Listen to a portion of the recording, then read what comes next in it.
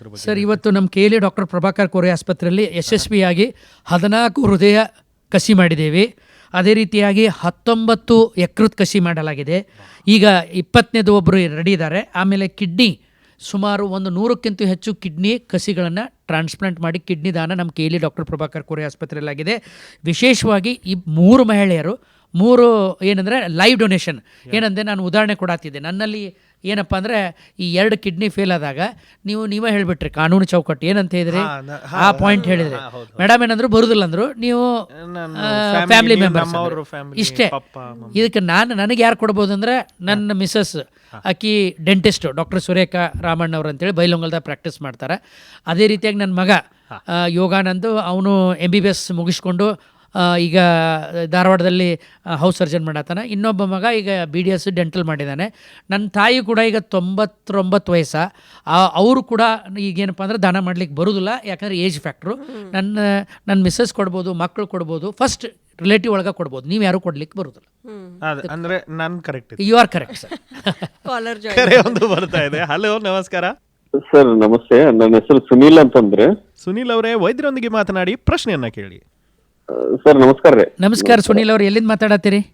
ನಾ ಇಲ್ಲೇ ನಂದಗಡೆಯಿಂದ ಮಾತಾಡ. ಹೇಳಿ ಸರ್. ಹೇಳಿ ಸರ್. ಸರ್, ಇನ್ನು ನಮ್ಮ ಊರ್ ಕಡೆ ಎಲ್ಲ ಏನಿದೆ, ಈ ದೇಹದಾನ ಮಾಡೋ ಸಲುವಾಗಿ ಏನ ದುಡ್ಡು ಕೊಡ್ತಾರ, ಅದಕ್ಕೆ ಹಿಂಗ್ ಮಾಡ್ತಾರ ಇವ್ರು ಅಂತ ಹಿಂಗೆಲ್ಲ ಮೂಢನಂಬಿಕೆ ಹಿಂಗೆಲ್ಲ ಮಾತಾಡ್ತಾರ ಜನ. ಅದ್ರ ಸಲುವಾಗಿ ಏನಾದ್ರು ಒಂದಿಷ್ಟು ಜಾಗೃತಿ ಮೂಡಿಸೋ ಕಾರ್ಯಕ್ರಮ ಮಾಡ್ರಲ್ಲ ಸರ್. ಇವತ್ತು ಇದೇನೈತ್ಲ ಈ ಮೂಢನಂಬಿಕೆ, ಇದು ನಿಮಗಲ್ಲ, ನನಗೂ ಐತ್ರದ. ನಾ ಟ್ರಸ್ಟ್ ಮಾಡಿ ಇದನ್ನೆಲ್ಲ ಮಾಡೋ ಸಂಬಂಧ ಡಾಕ್ಟರ್ ಇದ್ರಾಗ ಏನೋ ಸ್ಕೀಮ್ಗಳದ ಅಂತ ನನಗೂ ಅಂತಾರೆ. ಇದು ಜನಸಾಮಾನ್ಯರಿದ್ದಲ್ಲಿ, ಊರಿದ್ದಲ್ಲಿ ಹೊಲಗೇರಿ ಇರೋದ. ಸೊ ಆ ಸಂದರ್ಭಕ್ಕೆ ನಾ ಇಲ್ಲಿ ಏನು ಹೇಳಬೇಕಾಗೈತೆ ಅಂದರೆ, ತಾವು ಕೇಳಿದ ಪ್ರಶ್ನೆ ಸೂಕ್ತ ಐತಿ. ಜನ ಏನು ತಿಳ್ಕೊತಾರೆ ಅಂದರೆ, ನೋಡು ಮನೆಯೊಳಗೆ ಅವಂಗೆ ಮಣ್ಣು ಮಾಡಕ್ಕೆ ರೊಕ್ಕ ಇರಲಿಲ್ಲ, ಸುಡಾಕೆ ರೊಕ್ಕ ಇರಲಿಲ್ಲ, ರೊಕ್ಕ ಖರ್ಚು ಹಾಕತ್ತಂತೇಳಿ ದಾನ ಮಾಡ್ತಾನಂತ ಅನ್ನೋರು ಅಂತಾರೆ ಸರ್. ನಮಗೆ ಹಿಂಗೆ ಬಂದು ಅಂದಾರ ಅಂಥೇಳಿ ನನಗೆ ಎಷ್ಟೋ ದಾನಿಗಳು ನನಗೆ ಅಂದಾರ. ಇದಕ್ಕೆ ಅಂದ್ಕೊಳ್ಳೇನೆ ಇಂಥವ್ರಿಗೆ ಸುನೀಲ್ ಅವರೇ ಇದಕ್ಕೇನು ಹೇಳಲಿಕ್ಕಾಗೋದಿಲ್ಲ. ನಾವು ಬಾಡಿ ರೊಕ್ಕಕ್ಕೆ ಯಾರೂ ದಾನ ಅಂದರೆ ಯಾವುದೇ ಪ್ರತಿಫಲ ಅಪೇಕ್ಷೆ ಮಾಡದೆ ಕೊಡ್ತಕ್ಕಂಥದಕ್ಕೆ ದಾನ ಅಂತಾರೆ. ಹೀಗಾಗಿ ಇದರದ್ದು ಯಾವುದೇ ರೀತಿ ಹಣ ಸಂದಾಯ ಆಗೋದಿಲ್ಲ, ಅಂಗಾಂಗ ದಾನಕ್ಕೂ ಸಂದಾಯ ಆಗೋದಿಲ್ಲ, ಆಮೇಲೆ ದೇಹ ದಾನಕ್ಕೂ ಸಂದಾಯ ಆಗೋದಿಲ್ಲ ಅಂತ ಹೇಳಿಕ್ಕೆ ಸಂದರ್ಭ ಬಳಸ್ತೇನೆ. ಇದು ನೀವು ಹೇಳಿದಂಗೆ ಹಳ್ಳಿಯಲ್ಲಿ ಕೂಡ ಈಗೂ ಕೂಡ ಆ ರೀತಿ ಮಾತಾಡ್ಕೊಡ್ತಾರೆ. ಯಾಕಂದ್ರೆ ಅವ್ರು ಎಲ್ಲೋ ಒಂದು ಕಡೆ ಎಲ್ಲೋ ಘಟನೆ ಆಗಿದ್ದಾನೆ ಅದನ್ನು ಎಲ್ಲ ಕಡೆನೂ ಹಚ್ತಾರೆ. ಯಾವುದೇ ರೀತಿಯಿಂದ ಈ ದುಡ್ಡಕ್ಕೆ ಹಣ ಕೊಟ್ಟು ದೇಹವನ್ನು ತೆಗುವಂಥ ಪ್ರಕ್ರಿಯೆ ಇಲ್ಲ ಸರ್. ಕರೆ ಮಾಡಿದ್ದಕ್ಕೆ ಧನ್ಯವಾದ ಸುನೀಲ್ ಅವರೇ. ಬಹಳ ಕ್ರೂಷಿಯಲ್ ಪ್ರಶ್ನೆ ಕೇಳಿಬಿಟ್ರು ಅವರು. ಯಾಕೆಂದರೆ ಇದು ಸರ್ ರಿಯಲ್ ಲೈಫ್ ಪ್ರಾಬ್ಲಮ್ಸನ್ನು ನೀವು ಫೇಸ್ ಮಾಡಿದ್ದೀರ. ಹೌದು, ಅದರಲ್ಲಿ ನೀವು ಬಹಳಷ್ಟು ಚಿಕ್ಕ ಉದಾಹರಣೆಗಳನ್ನು ಕೊಟ್ರಿ. ಪರಿವಾರದವರು ಯಾವ ರೀತಿ ಈ ಸಮಸ್ಯೆಯನ್ನು ಕ್ರಿಯೇಟ್ ಮಾಡ್ತಾರೆ ಸರ್, ಆ ಪಾಯಿಂಟ್ ನಲ್ಲಿ, ಆ ವೆರಿ ಕ್ರಿಟಿಕಲ್ ಟೈಮ್ ನಲ್ಲಿ how do you face sir? ಅದು ಒಂದು ಸ್ವಲ್ಪ. ಈಗ ಏನಕ್ಕೆ ಸರ್, ನಾವು ಮನೆಯಾಗಿನವ್ರು ದಾನ ಮಾಡೋರು ಮಾಡಿ ಸುಮ್ಮಿರ್ತಾರೆ. ಮೋಸ್ಟ್ ಡೇಂಜರಸ್ ಅಂದ್ರೆ ನೇಬರ್ಸ್. ಅವ್ರು ಏನು ಮಾಡ್ತಾರೆ ರೀ ಸರ್, ನೀವು ನಿನಗೆ ಯಾರು ಮಾಡಂದಿದ್ರು, ನಮ್ಮ ಮನ್ಯಾಗ ಇರಲಿಲ್ಲ, ನೀ ಯಾಕೆ ಮಾಡಿ ನೋಡಿದ ಆತ್ಮ. ಅವ್ರು ಕೇಳಿದ್ರಲ್ಲ, ಈಗ ಸವಿತಾ ಮೇಡಮು ಮತ್ತು ಸುನೀತಾ ಮೇಡಮ್ ಏನು ಕೇಳಿದ್ರಂದ್ರೆ, ಆತ್ಮಕ್ಕೆ ಶಾಂತಿ. ಅವ್ರು ಏನಂತಾರೆ ಗೊತ್ತೇನ, ದೇಹದಾನ ಮಾಡಿದ್ರೆ, ಅಂಗಾಂಗ ದಾನ ಮಾಡ್ರೆ ಆತ್ಮ ಮ್ಯಾಲೂ ಹೋಗೋದಿಲ್ಲ, ಕೆಳಗೂ ಹೋಗೋದಿಲ್ಲ, ಅದು ನಿಮ್ಮ ಸುತ್ತ ತಿರುಗ್ತತಿ, ಯಾಕಂದ್ರೆ ಅದಕ್ಕೆ ಅಂತ್ಯಕ್ರಿಯೆ ಆಗಿಲ್ಲ ಅಂಥೇಳಿ ಹಿಂಗೆ ತಪ್ಪು ತಿಳುವಳಿಕೆಗಳನ್ನು ಹೇಳಿದಾಗ ದಾನ ಮಾಡಿದವ್ರಿಗೆ ಕಷ್ಟ ಆಗ್ತದೆ. ಇದನ್ನೆಲ್ಲ ಯಾರಿಗೆ ಇವೆಲ್ಲ ಉದಾಹರಣೆ ಅಂತಂದ್ರೆ, ನೇಬರ್ಸ್ಗೂ ಕೂಡ ನಾವು ಎಜುಕೇಟ್ ಮಾಡಬೇಕು. ಇಲ್ಲಂದ್ರೆ ಅವರೇ ಅರ್ಧ ತಪ್ಪು ಹೇಳ್ಕೊತ ಹೋಗ್ತಾರೆ, ಎಲ್ಲ ನಮ್ಮ ಮನಸ್ಸಲ್ಲಿ ಹಾಕಿಬಿಡ್ತಾರೆ. ನಿಮ್ಮ ಮನೆಯೊಳಗೆ ಈಗ ದಾನ ಮಾಡಿರ್ತಾರೆ, ಏನೋ ಒಂದು ಘಟನೆ ನಡೀತೈತಿ, ನೋಡು ನಾ ಹೇಳಿದ್ದೆ ನಿನಗೆ ಮಣ್ಣು ಮಾಡಿದ್ದೆ ಆಗಲ್ಲ, ನೋಡು ಈಗ ಸಣ್ಣ ಪುಟ್ಟ ಆಕ್ಸಿಡೆಂಟ್ ಆಗಿದ್ದಕ್ಕೂ ಅದಕ್ಕೆ ಹಚ್ತಾರೆ. ಯಾರೂ ಒಳ್ಳೆ ಗಾಳಿ ಮಳೆ ಬರಾಕತ್ತಂತ ನೋಡಿ ದಾನ ಮಾಡಿದಕ್ಕೆ ಆಗೈತಂತ ಯಾರು ಅನ್ನೋದಿಲ್ಲ. ನಮ್ಮ ಭಾರತ ದೇಶದಾಗ ಎಲ್ಲನೂ ನೆಗೆಟಿವ್ ಹೋಗ್ತಾರೆ, ಪಾಸಿಟಿವ್ಗೆ ಯಾರೂ ಬರೋಂಗಿಲ್ಲ. ಯಾಕಂದರೆ ನಮ್ಮ ಜನಕ್ಕೆ ಅಷ್ಟು ಗಾಢವಾಗಿ ನಮ್ಮ ಹಿರಿಯರ ಹಾಕಿದ್ದಾರೆ. ಇದಕ್ಕೆ ತಪ್ಪು ಇವ್ರದ್ದು ಅಂತಲ್ಲ, ನಾವು ಆ ರೀತಿ ಬೆಳೆದು ಬಿಟ್ಟಿದ್ದೇವೆ. ಇದರಿಂದ ಹೊರಗೆ ಬರಬೇಕಾದ್ರೆ ವೈದ್ಯಕೀಯ ಮಹಾವಿದ್ಯಾಲಯಗಳು ಜಾಸ್ತಿ ಬರಾಕತ್ತವ.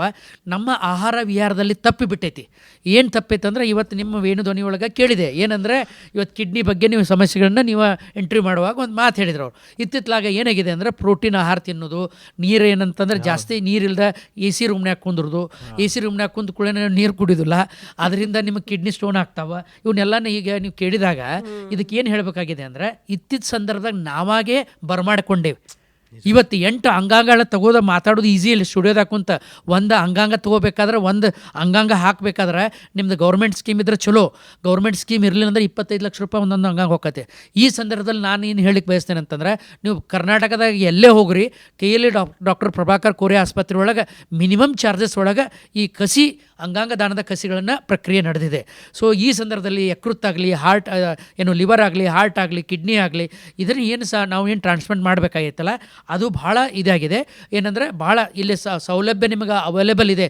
ಮೊದಲು ಬೆಂಗಳೂರಿಗೆ ಹೋಗ್ತಿದ್ರು, ಹೈದರಾಬಾದ್ಗೆ ಹೋಗ್ತಿದ್ರು, ಆಮೇಲೆ ಬೇರೆ ಬೇರೆ ಚೆನ್ನೈಗೆ ಹೋಗ್ತಿದ್ರು. ಈಗ ಒಂದು ಸಂದರ್ಭ ಬೆಳಗಾವಿ ಹೆಂಗಾಗೈತೆ ಅಂದ್ರೆ KLE ಡಾಕ್ಟರ್ ಪ್ರಭಾಕರ್ ಕೋರೆ ಆಸ್ಪತ್ರೆ ಇವತ್ತು ಸಣ್ಣ ಸಣ್ಣ ಹಳ್ಳಿಯಿಂದ ಬಂದು ನಮಗಿಲ್ಲಿ ದಾನ ಮಾಡುವಂಥ ಪ್ರಕ್ರಿಯೆಯನ್ನು ಇದು ಕನಸಿನ ಕೂಸು ಇವತ್ತು brain child of doctor Prabhakar Kore sir ಅಂತ ಹೇಳಿಕ್ಕೆ ನಾನು ಬಯಸ್ತೇನೆ. ಯಾಕಂದರೆ ಇದನ್ನು ಕಂಟಿನ್ಯೂಸ್ ಅವ್ರು ಮಾನಿಟರ್ ಮಾಡಿ ಇದನ್ನು ಮಾಡಿರಿ, ಟ್ರಸ್ಟ್ ವತಿಯಿಂದ ಅದನ್ನು ಜಾಗೃತಿ ಮಾಡ್ರಿ ಅಂತೇಳಿ ನಮಗೆಲ್ಲ ಸ್ಫೂರ್ತಿದಾಯಕವಾಗಿ ಅವರು ನನಗೆ ಹೇಳಿದ್ದಕ್ಕೆ ನಾನು ನನ್ನ ಟ್ರಸ್ಟ್ ವತಿಯಿಂದ ನಮ್ಮ ತಂದೆಯವರ ನುಡಿ, ಜೀವ ಇರುವಾಗ ರಕ್ತದಾನ, ಜೀವ ಹೋಗುವಾಗ ಅಂಗಾಂಗ ದಾನ, ಜೀವ ಹೋದ ನಂತರ ನೇತ್ರ ಚರ್ಮ ದೇಹದಾನ ಒಂದು ಉದ್ದೇಶ ಇಟ್ಕೊಂಡು ಇವತ್ತು ಬೆಳಗಾವಿ ಜಿಲ್ಲೆ ಅಲ್ಲದ ಸುತ್ತಮುತ್ತ ಜಿಲ್ಲೆಗೂ ಹೋಗಿ ಇದ್ರ ಬಗ್ಗೆ ಜಾಗೃತಿ ಮೂಡಿಸಾಕತ್ತೇವೆ ಅಂತ ಹೇಳಿಕ್ಕೆ ಬಯಸ್ತೇನೆ ಮೇಡಮ್. ನಿಮ್ಮ ಒಂದು ಮಾತಿನಿಂದ ಕೇಳೋ ಪ್ರಶ್ನೆನೇ ಮರ್ತು ಹೋಯ್ತು. ಯಾಕೆಂದರೆ ರಿಯಲ್ ಲೈಫ್ ಎಕ್ಸ್ಪೀರಿಯನ್ಸ್ಗಳನ್ನು ನೀವು ಅನುಭವಿಸಿದ್ದೀರಾ. ಈ ಕಡೆ ನಾವು ಕೂತ್ಕೊಂಡು ನೀವು ಹೇಳಿದ್ರಿ ಭಾಳ ಉತ್ತಮವಾಗಿ, ಈ ಕಡೆ ಕೂತ್ಕೊಂಡು ನಾವು ಮಾತನಾಡ್ತಿದ್ದೇವೆ, ಆದರೆ ರಿಯಲ್ ಲೈಫ್ ಎಕ್ಸ್ಪೀರಿಯನ್ಸ್ ತಮ್ಮ ಕಡೆ ಇದೆ ಡಾಕ್ಟರ್ ಸರ್. ಆ್ಯಂಡ್ ಕಾರ್ಯಕ್ರಮದಲ್ಲಿ ಬಹಳಷ್ಟು ವಿಷಯಗಳ ಬಗ್ಗೆ ನಾವು ಸಂಕ್ಷಿಪ್ತವಾಗಿ ಟಚ್ ಮಾಡಿ ಬಂದಿದ್ದೇವೆ ತಮ್ಮ ಉತ್ತರದ ಮುಖಾಂತರ. ಸಂಖ್ಯೆಗಳ ಬಗ್ಗೆ ನೀವು ಹೇಳ್ತಾ ಇದ್ರಿ ಡಾಕ್ಟರ್ KLE ಡಾಕ್ಟರ್ ಪ್ರಭಾಕರ್ ಕೋರೆಯಲ್ಲಿ ಆಗಿರೋ ಸಂಖ್ಯೆ. ಇಲ್ಲಿ ಏನು ಹೇಳಬೇಕಾಗಿತ್ತು ಅಂದರೆ 3 ಮಂದಿ ಲೈವ್ ಡೋನರ್ಸ್ ರೆಡಿ ಅದಾರ ಈಗ ಕರೆಂಟ್ಲಿ. ಅಂದರೆ ಅವರು ತಮ್ಮ ಒಂದು ಅಂಗಾಂಗಗಳನ್ನು ದಾನ ಮಾಡಲಿಕ್ಕೆ, ಅಂದರೆ ಯಾರಿಗೆ ಕೊಡ್ಬೇಕಂದ್ರೆ ಬೇರೆದವ್ರಿಗೆಲ್ಲ ಫ್ಯಾಮಿಲಿ ಮೆಂಬರ್ಸ್ಗೆ ಕೊಡಲಿಕ್ಕೆ ಈಗ ಅದಾರ. ಹೀಗಾಗಿ ಇವತ್ತು ಯಶಸ್ವಿಯಾಗಿ ಈ ಅಂಗಾಂಗಗಳ ದಾನ ಬಗ್ಗೆ ಹೇಳ್ತಾನಿಲ್ಲ, ಅಷ್ಟು ನಾವು ಈ ಸ್ಟುಡಿಯೋದಾಗ ಕುಂತು ಮಾತಾಡ್ತೀವಲ್ಲ, ಇದ್ರ ಹಿಂದುಗಡೆ ಭಾಳ ಪರಿಶ್ರಮ ಇದೆ. ಎಲ್ಲಿ ತನಕ ಪರಿಶ್ರಮ ಇದೆ ಅಂದರೆ ಟ್ರೀಟಿಂಗ್ ಡಾಕ್ಟರ್ ಆಗಲಿ, ಅಲ್ಲಿ ಕೌನ್ಸ್ಲಿಂಗ್ ಮಾಡ್ತಕ್ಕಂಥ, ನಾ ಹೇಳಿದ್ಲ ಇವತ್ತು ಇಂಟೆನ್ಸಿವ್ ಕೇರ್ ಒಳಗೆ ಅಲ್ಲಿ ಏನು ಸಿಸ್ಟರ್ಸ್ ಆಗಲಿ, ನಮ್ಮ PROs ಆಗಲಿ, ಇವತ್ತಲ್ಲಿ ನಾನು ಹೇಳಿದೆ ಬೇರೆ ಬೇರೆ ಸಂದರ್ಭದಲ್ಲಿ ಈ ಪಬ್ಲಿಕ್ ರಿಲೇಷನ್ ಆಫೀಸರ್ ನಮ್ಮ KLE ಒಳಗೆ ಶಂಕರ್ ಅವರು ಇದ್ದಾರೆ, ಆಮೇಲೆ ಬಸವರಾಜ್ ಅವರು ಇದ್ದಾರೆ, ಯಾರು ನಮ್ಮ ರುದ್ರಗೌಡರು ಇದ್ದಾರೆ, ವಿನಾಯಕ ಇದ್ದಾರೆ. ಆಯಾ ಅಂಗಾಂಗಕ್ಕೆ ಇವತ್ತು ಇಷ್ಟು ಚಂದ ಮಾಡಿದ್ದಾರೆ KLE ಆಸ್ಪತ್ರೆ ಒಳಗೆ. ಎಲ್ಲ ಈಗ ಅವ್ರು ಕೇಳಿದರು, ಸರ್ ಎಲ್ಲ ಅಂಗಾಂಗಕ್ಕೆ ನಾವು ಎಲ್ಲಿ ಹೋಗ್ಬೋದು ಅಂತೇಳಿ.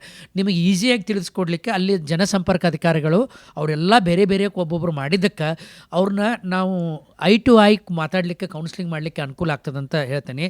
ಇಂಥ ಸಂದರ್ಭದಾಗ 8 ಅಂಗಾಂಗಗಳನ್ನು ಯಾವಾಗ ಪ್ರಾಬ್ಲಮ್ ಆಕೈತೆ ಅಂತಂದ್ರೆ, ಇವತ್ತು ಬದುಕಿದ್ದಾಗ ನಿಮಗೆ ಹೇಳಿಬಿಡ್ತೀವಿ ಏನಂತಂದ್ರೆ, ಸರ್ ಆಲ್ಕೋಹಾಲ್ ಸೆರೆ ಕೊಡೋಂಗಿಲ್ಲ, ಮತ್ತು ಎಲ್ಲನೂ ಮನೆಯಲ್ಲೇ ಆಹಾರ ಊಟ ಮಾಡಿದ್ದಾರೆ, ತಾವ ಡಬ್ಬಿ ಕಟ್ಕೊಂಡು ಹೋಗ್ತಾರೆ. ಇಂಥ ಇದ್ದಾಗೂ ಕೂಡ ಎಷ್ಟೋ ಸಲ ಅಂಗಾಂಗಗಳು ಹಾಳಾಗ್ತಾವೆ.